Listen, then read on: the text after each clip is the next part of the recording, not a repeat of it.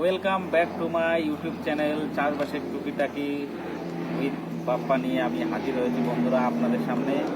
আজকে আমি যেটা দেখাবো আপনাদের করে সেটি হলো পটল গাছের চারা তৈরি। এটি হচ্ছে বাড়িতে দেখুন কিভাবে পটলের লতা আমি কেটে নিয়েছি। এই যে দেখুন এখানে এটা হচ্ছে স্ত্রী লতা, এটা স্ত্রী গাছের লতা, আর এটা হচ্ছে পুরুষ গাছের লতা। এটা আলাদা রেখেছি আমি। আর এই পলিথিনগুলা কিনে এনেছি বাজার থেকে, দেখছেন।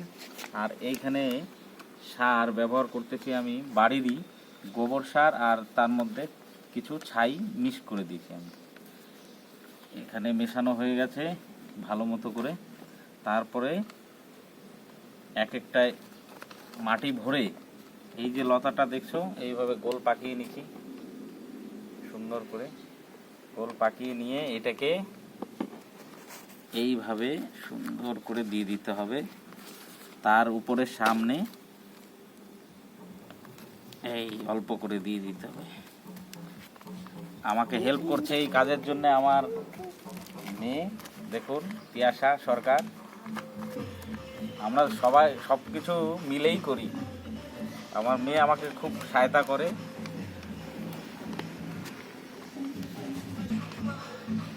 অনেক দিন পর আবার আপনাদের সামনে আসলাম, তার জন্য দুঃখিত। পার্সোনাল কিছু কারণের জন্য আসতে পারিনি। অনেক দিন পর আপনাদের সামনে আসা হলো।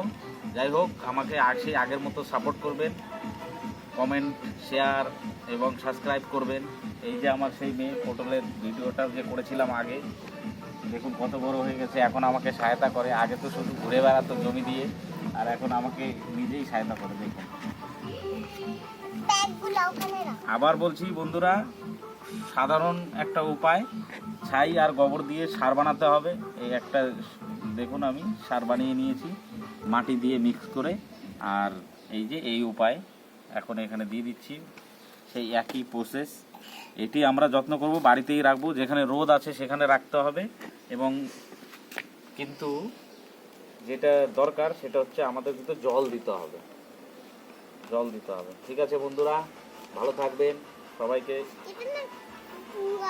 সাবস্ক্রাইব করার জন্য উৎসাহিত করবেন। ঠিক আছে।